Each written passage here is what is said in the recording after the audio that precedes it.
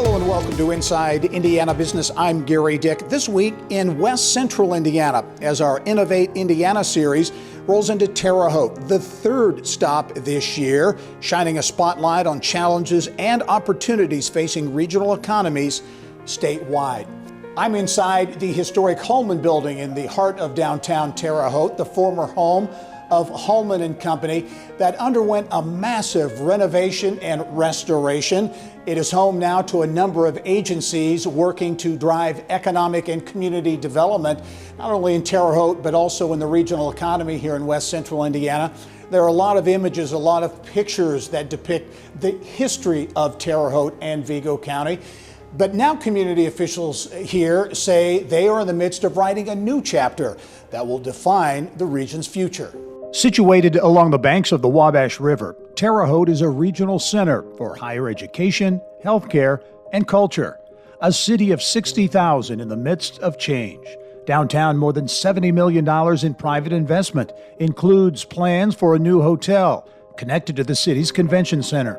On the city's east side, at least 10 active building permits are part of growth that is creating a new regional commercial center. And to make way for new development, over the past 18 months, 127 dilapidated homes have been demolished. And as the city looks to the future, quality of life improvements, including an ambitious riverfront development plan, are seen as important tools in reversing declining population and median household income, which remains below the state average. And joining me now with perspective on momentum in Terre Haute and West Central Indiana, pleased to be joined by Terre Haute Mayor Brandon Sakbun. And Mayor, as always, great to see you. Thank you for coming back to Terre Haute. I know you're an Indiana State guy, and I love hearing that term about this community and, frankly, West Central Indiana. That term is momentum, because we've got a lot of that going on in this community. Let's talk about that. You and I sat down a year ago when we were here for our Innovate Indiana program. What has transpired? In your view, what has been the biggest advancement in Terre Haute in the last year? You know, when you look at some of the public-private partnerships that we've done, especially in and around downtown, we've taken down some condemned, dilapidated buildings, getting set up for construction, a new apartment complex, a new hotel complex connected to our convention center.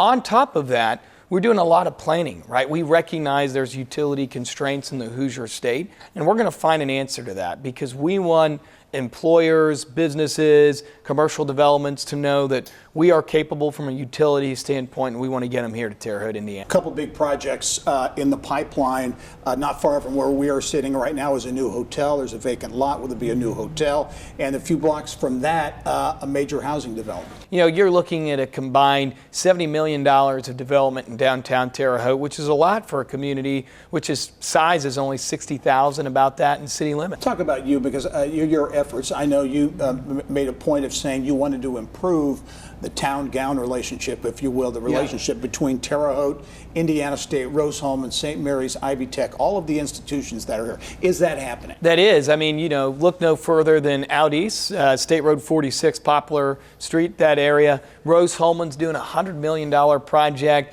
It brings together innovation, medical research, Union Health and surgery.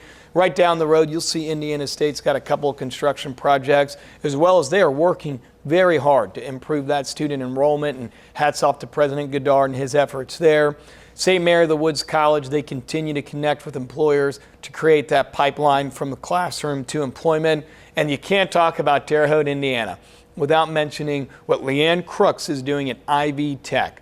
That is a great community college focused on workforce development, giving opportunities in the nursing field with our labor community, with advanced manufacturing, and we continue to see good growth there, good numbers there. Final question for you, housing. Huge issue, obviously, for communities all over the state of Indiana.